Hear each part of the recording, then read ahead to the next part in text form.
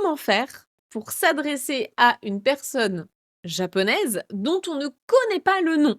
Comment on peut faire pour interpeller quelqu'un dans la rue, par exemple quelqu'un qui a laissé, tomber quelque chose, en français on pourrait dire donc madame, monsieur ou mademoiselle, même si on n'utilise plus trop mademoiselle je crois maintenant. Mais en tout cas on pourrait dire: «Excusez-moi monsieur, vous avez fait tomber votre portefeuille».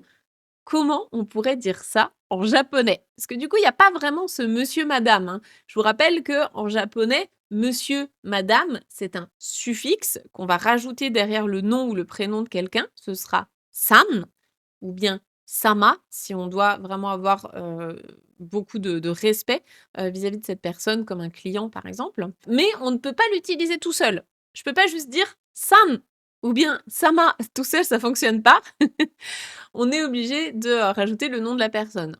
Coucou, je t'interromps 30 secondes dans cette vidéo pour t'offrir un cadeau. Et oui, je suis comme ça, j'ai envie de t'accompagner toujours plus dans ton apprentissage du japonais. Je ne sais pas si tu es au courant, j'ai créé un guide pour débuter en japonais qui te donnera bien tout ce qu'il faut savoir pour bien démarrer ton apprentissage. Tu verras aussi comment acquérir rapidement les notions basiques en vue d'un voyage au Japon. Tu auras tout ce qu'il faut pour te débrouiller sur place, les phrases types, les kanji à connaître, mes meilleurs conseils pour retenir les kanas efficacement. Pour le télécharger, clique sur le premier lien qui est dans la description. Tu le reçois dans ta boîte mail et ensuite tu en profites quand tu veux. Je te souhaite une bonne lecture de mon guide et un bon visionnage de cette vidéo. À bientôt. Donc, quand on ne connaît pas le nom de la personne, comment on fait? Eh bien, premier réflexe qu'on peut avoir en tête, ça peut être de se dire: «Je vais utiliser anata», qui veut dire toi, tu.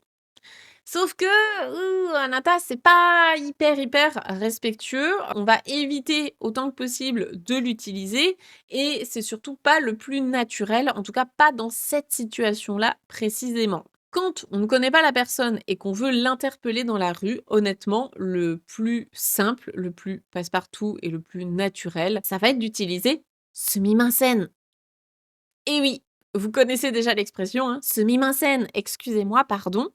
C'est vraiment le plus simple. Dans, ta situation, tu pourrais dire: «Ah, sumimasen! Ah, excusez-moi!» Normalement, la personne va se retourner. Si jamais c'est pas le cas et que vraiment tu dois l'interpeller, spécifiquement pour qu'elle se sente concernée, eh bien là, on va peut-être plutôt, utiliser un nom, donc qu'on va aller chercher dans le vocabulaire de la famille, en fonction de l'âge et du genre de la personne. Donc typiquement, si c'est une personne qui est en âge d'être grand-père ou grand-mère, donc une personne plutôt âgée, on va pouvoir utiliser «おばあさん» ou bien «おじいさん». «おばあさん» pour une femme âgée, «おじいさん» pour un monsieur âgé. Attention, ne l'utilisez pas si vous n'êtes pas trop sûr de l'âge de la personne parce que ça peut vexer. Si vous appelez quelqu'un «おばあさん», «おじいさん» et qu'en fait il est pas si vieux, ça peut vraiment vexer. Ensuite, si c'est quelqu'un qui est en âge, d'être parent, on va dire, là, on va pas utiliser bien sûr «お母さん», «お父さん», on va pas l'appeler, papa, maman, ce serait vraiment très bizarre. On va plutôt aller chercher, l'équivalent de tante ou oncle. Donc on va utiliser «おばさん», «おじいさん». «おばさん» pour une femme, «おじさん» pour un homme et là, la nuance est fine puisqu'il n'y a qu'un allongement qui sépare «おばあさん» de «おばさん» et «おじいさん» de «おじさん». Donc vraiment, faites super gaffe là-dessus parce que vous pouvez vexer quelqu'un très facilement en vous trompant de mots. Si la personne est encore plus jeune, donc là, si c'est vraiment l'équivalent, on va dire, de mademoiselle ou de mademoiseau, je sais pas, pour un homme, c'est vrai qu'on l'utilise pas, jeune homme en fait, hein, tout simplement, jeune fille ou jeune homme, et bien là, on va utiliser «お姉さん» ou bien «お兄さん». «お姉さん», «お兄さん». Donc que vous connaissez, hein, c'est, pour, grande sœur et grand frère. Là, du coup, à l'inverse, si vous l'utilisez pour quelqu'un qui est déjà adulte, vous allez peut-être lui faire un compliment en se disant: «Waouh, je parais super jeune» en l'utilisant comme ça. Ça peut être aussi volontairement très drôle de l'utiliser vis-à-vis d'une personne âgée. Après, je vous conseille, d'être un petit peu déjà intime avec la personne, que vous appelez comme ça. En tout cas, si c'est une personne âgée, hein, parce que, vous allez, la rajeunir de quelques décennies. Donc ça peut être une bonne blague, ça peut être, marrant. Mais, voilà, faites attention à comment vous l'utilisez. Donc en résumé, Si on connaît pas le nom de la personne, on va éviter peut-être d'utiliser anata. On va plutôt, simplement l'interpeller avec sumimasen et si vraiment il y a besoin de l'interpeller, par exemple dans un restaurant, je me rappelle que, quand j'étais à Osaka avec, mon amie japonaise Kazuyo, dans un restaurant pour interpeller la serveuse, elle lui demandait, «One-san, One-san». Elle l'appelait comme ça. Alors que, elle avait pas l'âge d'être sa grande sœur, hein, on est d'accord, hein, c'était une jeune femme, plus jeune qu'elle.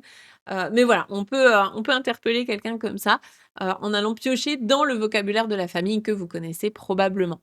Voilà pour, cette question, j'espère que ça y répond. Je vous propose un challenge. Vous projetez au Japon avec moi pendant 3 jours, à travers 3 situations concrètes. Le jour 1, dans un magasin, vous apprenez à bien prononcer et à faire vos premières phrases en japonais. Le jour 2, au restaurant, vous apprenez les 4 kanji essentiels à repérer pour lire un menu et passer commande. Le jour 3, à la gare, vous apprenez la question magique qui peut littéralement sauver votre voyage. Chaque jour, vous recevez une vidéo de cours et des conseils, des quiz, des exercices pratiques et des badges à collectionner. Dans 3 jours, vous saurez déjà tenir vos premières conversations en japonais et je vous réserve une belle surprise si vous allez jusqu'au bout.